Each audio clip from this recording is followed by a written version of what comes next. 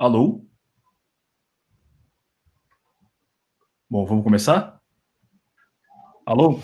Bom, Alô? de novo aí, estávamos entrando na Eu não tô sala. te ouvindo. Pirula? Ah, peraí. Alô, Pirula, você me escuta?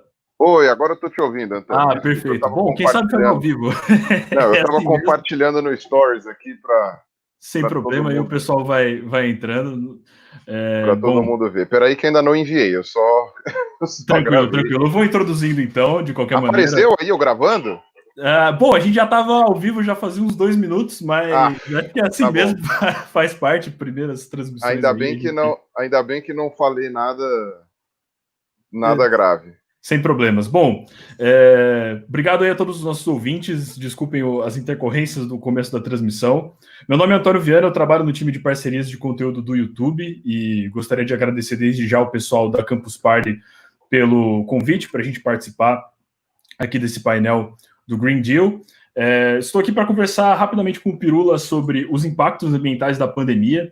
Então, nós teremos um chat rápido aqui sobre como a natureza está reagindo ao isolamento social, o que pode ser diferente no novo normal e como a tecnologia pode ajudar a sustentar alguns desses impactos que a gente vem observando.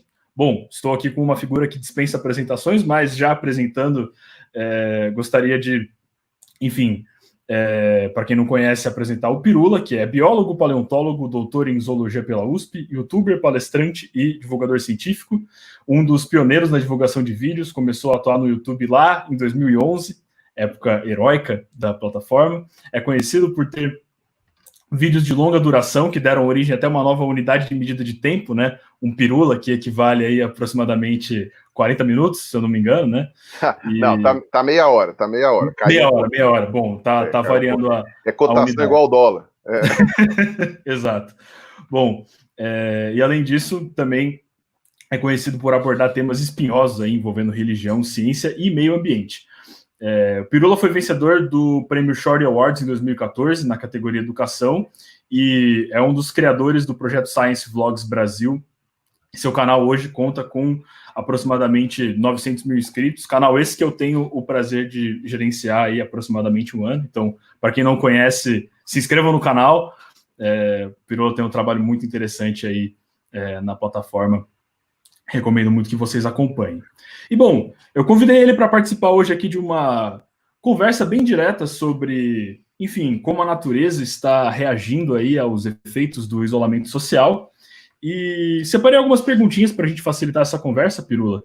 Começando aí com uma observação curiosa, né? A gente, desde que o mundo entrou em quarentena, nós, enfim, vemos observando aí diversas reações das pessoas na internet, as novas características dessa vida mais em casa e muitos memes também que se espalharam sobre isso, né? E aí, para a gente começar a nossa conversa, queria saber o que você pensa de um desses memes, que é uma frase que faz um comentário perspicaz aí em relação aos impactos ambientais da pandemia, que é a frase: a natureza está se curando e nós somos o vírus? O que você pensa sobre isso, Pirulo?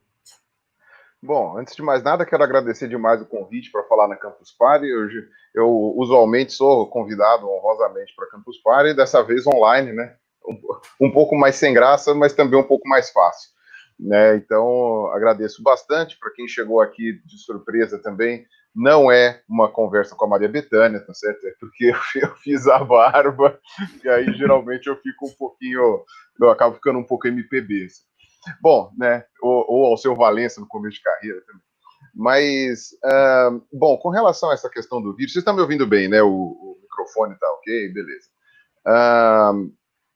Essa frase tem sido repetida e, de fato, ela tem a origem é verdadeira, que é o ser humano é o responsável nos últimos...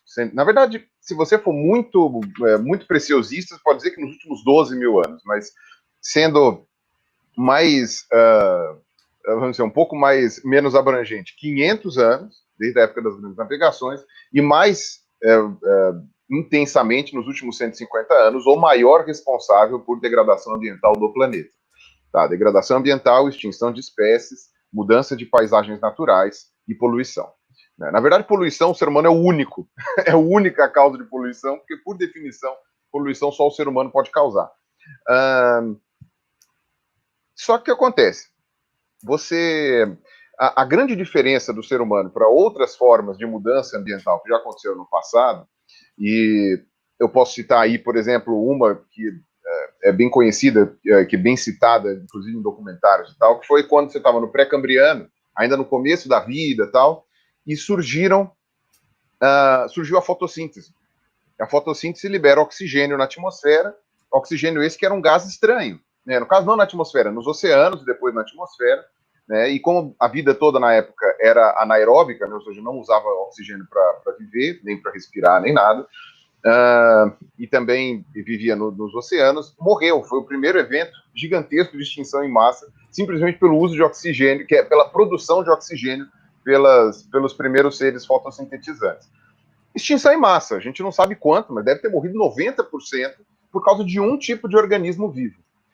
E você pode citar vários outros exemplos de modificação de ambientes feitos pela vida.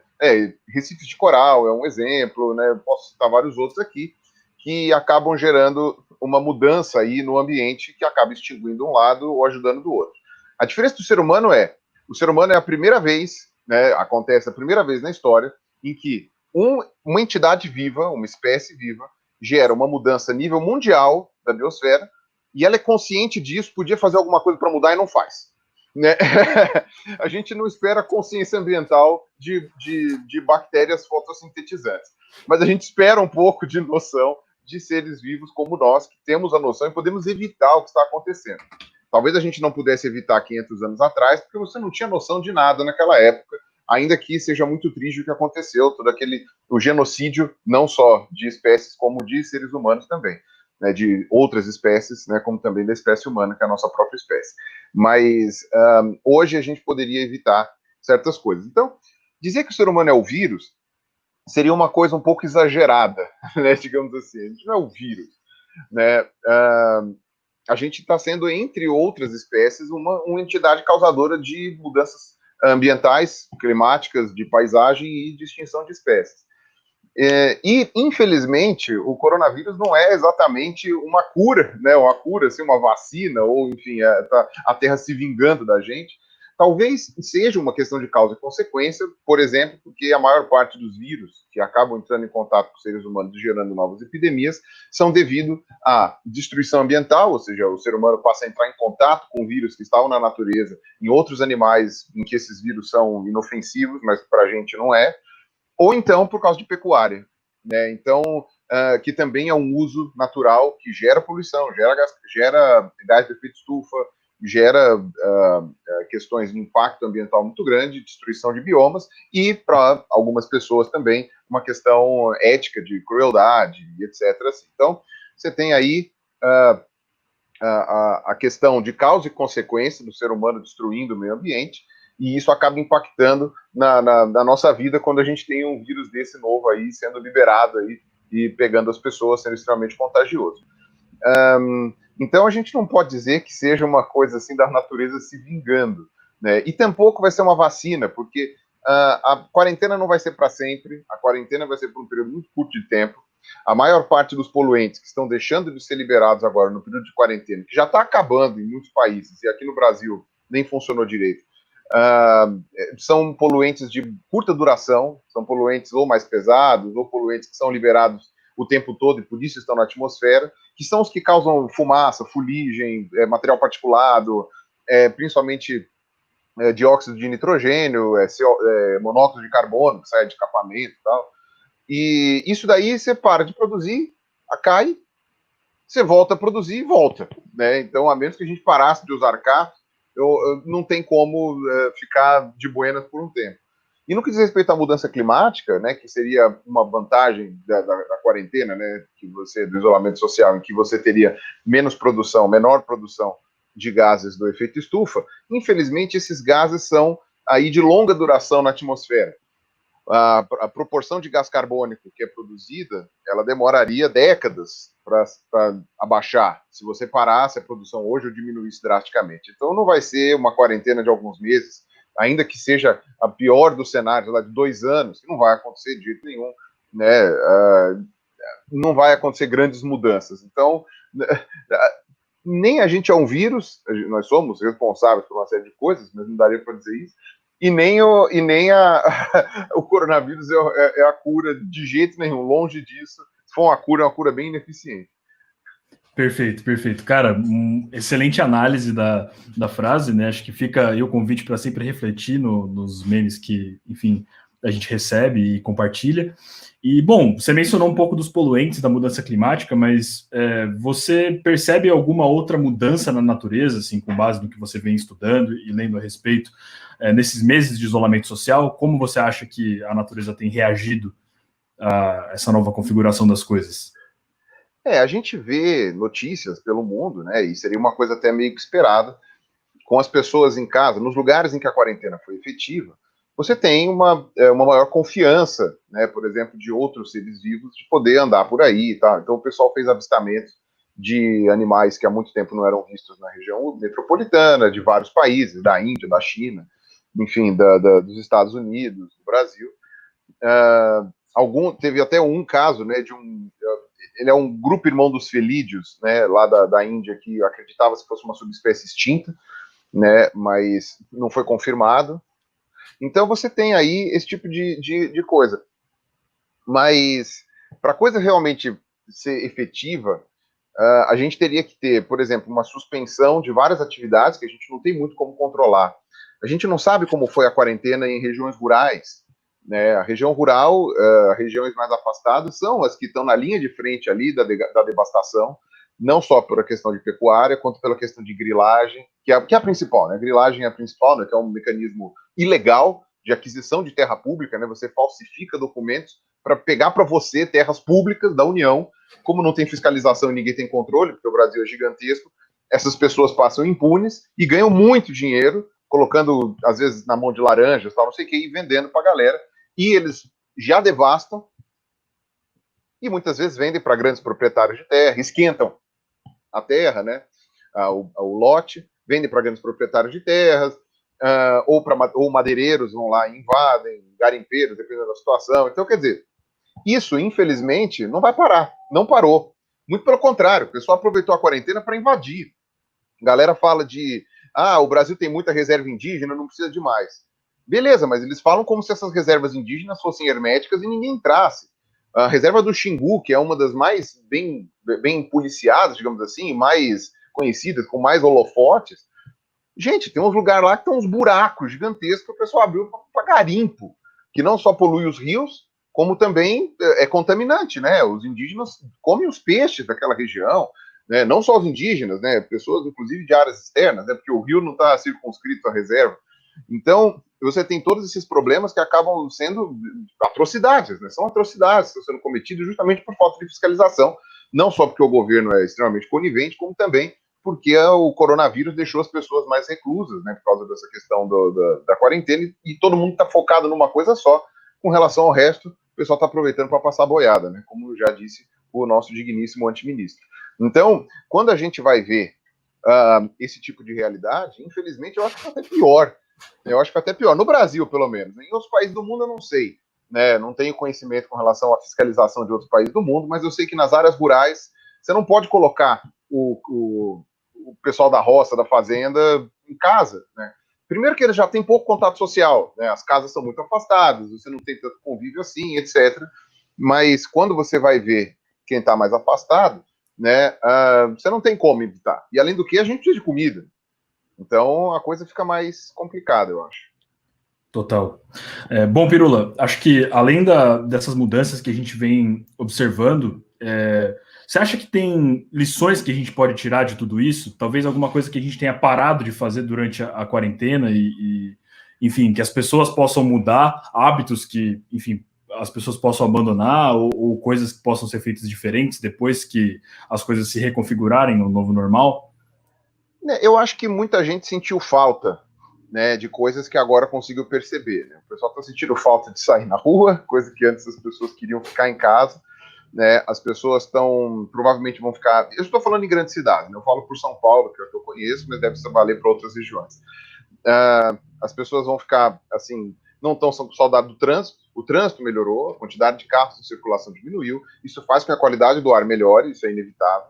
Né? Então, a questão da a bolha de calor, né, que acontece nas cidades vai diminuir, já está diminuindo. Então, isso é uma coisa positiva. Como muitas pessoas estão percebendo que tinha várias empresas que estavam relutantes ainda a fazer isso, muitas perceberam que dá para manter os funcionários em casa, que isso sai de forma menos custosa para a empresa, o funcionário trabalha mais até, porque ele não perde 2, 3 horas de trânsito no meio da rua, né? Isso acaba diminuindo também, talvez isso seja uma coisa a longo prazo, né? As pessoas vão começar a fazer as coisas de casa mesmo, o que é bom e ruim, né? É bom para a pessoa que se desgasta menos, né? Não está poluindo com carro, com coisa, não está lotando transporte público, e é ruim porque geralmente vai pagar menos, né? A pessoa vai receber menos salário, né? Toda essa questão aí de precarização. Então, só que também é uma parcela pequena da população, né, que vai poder fazer, não sei se quão pequena, mas enfim, uma porcentagem certamente menor do que 50%, que vai poder fazer isso, né? A grande maioria das pessoas vai continuar atravessando a cidade o tempo todo. Só que aí, talvez com menos trânsito, seja uma coisa menos dolorosa, menos trabalhosa, né, atravessar a cidade, né, o metrô menos cheio, o trem menos cheio. Então, vamos torcer para que isso daí seja algo que se mantenha mais a longo prazo e que as pessoas se adaptem, que vai melhorar a qualidade de vida de todo mundo. Muito bom, muito bom.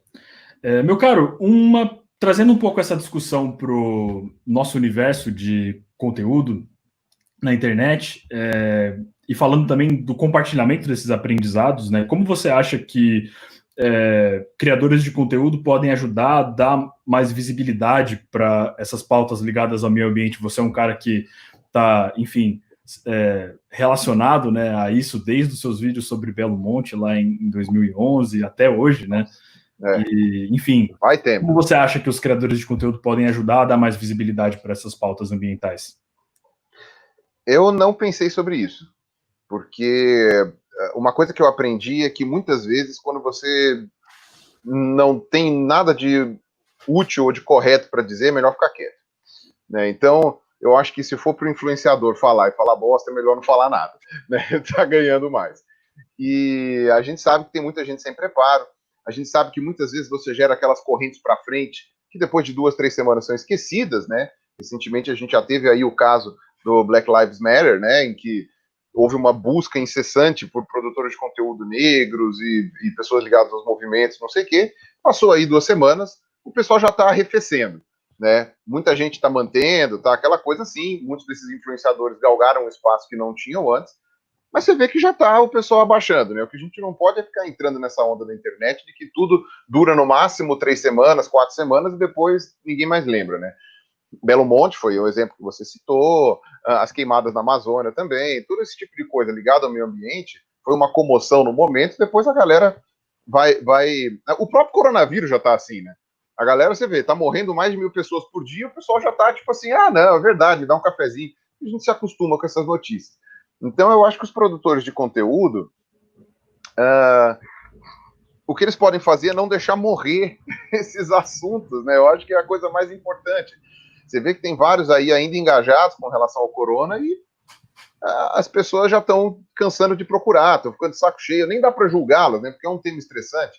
Mas é só você ver, o próprio Átila que virou aí a vedete aí de toda essa questão do corona, a quantidade de visualizações dele vem decaindo, né? Não tão pequenas, estão muito grandes, mas você vê que já estão decaindo porque as pessoas já estão ficando de saco cheio desse assunto, né? E enfim, a questão ambiental mais ainda, né? Você vê que foi uma discussão enorme sobre a questão ambiental no ano passado, com as queimadas da Amazônia, esse ano com as queimadas na Austrália, com a queima do Museu Nacional em 2018, todas com pautas científicas muito fortes, mas a galera não engrena, né?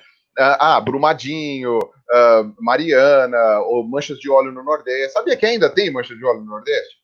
Você não ouve mais falar, entendeu? Tem praia do Nordeste que ainda estava interditada antes mesmo da quarentena. E aí? E as pessoas que são moradoras da região? Todo mundo se fudeu, entendeu? Então não tem jeito, não sei se posso falar palavrão, mas enfim, é o bom português, né? O bom francês. Então é uma coisa meio complicada, né? Eu acho que o que os influenciadores podem fazer, aqueles que estão engajados, mesma coisa que acontece com agora o pessoal do Black Lives Matter, divulgar os divulgadores científicos. Então, o pessoal que é grande, gigante, não sei o quê, pode começar divulgando quem sabe o que está falando, né? Quem tem, entre aspas, quem tem o lugar de fala. podem começar divulgando o pessoal ligado aos movimentos ambientais, o pessoal ligado aos movimentos de preservação, de conservação, de divulgação científica e etc. Né? Então já pode começando a divulgar isso aí, né? Posso fazer um merchan rápido aí de uma moça que é engenheira florestal, que é a Vanessa, e do professor Alexandre Costa, lá da Universidade Estadual do Ceará, que também fala muito de aquecimento global. Então, são 2 exemplos que a gente pode falar. E você ainda tem a questão de não deixar o assunto morrer.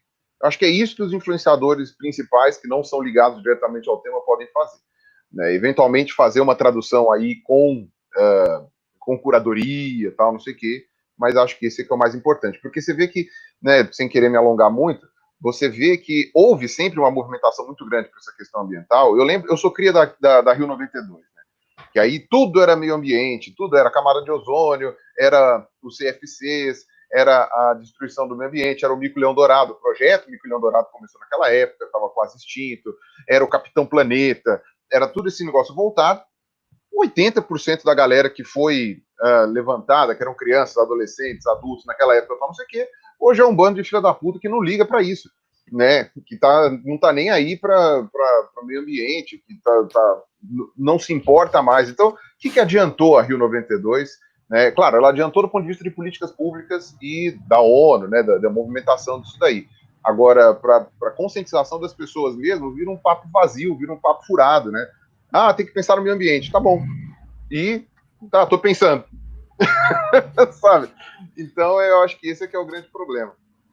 Perfeito. Pirula, muito obrigado, cara. Nós estamos já nos nossos 2 minutos finais da transmissão. Queria abrir o microfone aí, se você tiver algum recado final ou alguma outra recomendação também do que assistir sobre o assunto recentemente. E também perguntar aí para a produção se a gente tiver alguma pergunta para o Pirula. Acho que dá tempo de responder umazinha aí no final. Mas, bom, o microfone é seu. Se quiser fazer um último recado. Fiquem em casa. Se puderem, fiquem em casa. Se não puderem ficar em casa, tomem todos os cuidados do mundo. Por favor.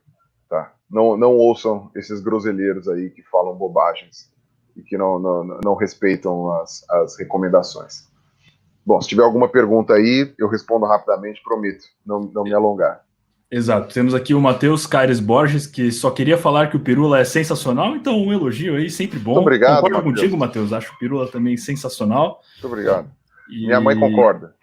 Renan, obrigado pela live. Obrigado você pelo comentário, Renan. Prazer em estar conversando com vocês, trazendo o Pirula para bater esse papo com a gente hoje. E acho que é isso, certo? No mais, reforço o recado aí, se inscrevam no canal do Pirula, aproveitem também os outros debates que a gente está tendo aqui nesse palco da Campus Party, muita coisa legal acontecendo, muitos assuntos interessantes aí relacionados ao meio ambiente, e gostaria de agradecer mais uma vez a organização do evento pelo espaço e pela oportunidade de a gente conversar, e ao Pirula pela disponibilidade, pela conversa de hoje. Pirula, muito obrigado pela sua atenção e por toda a Novamente, conversa. Eu que agradeço aí, foi bem legal, um abraço, conte comigo. Perfeito, um abraço pessoal, tenha uma boa tarde.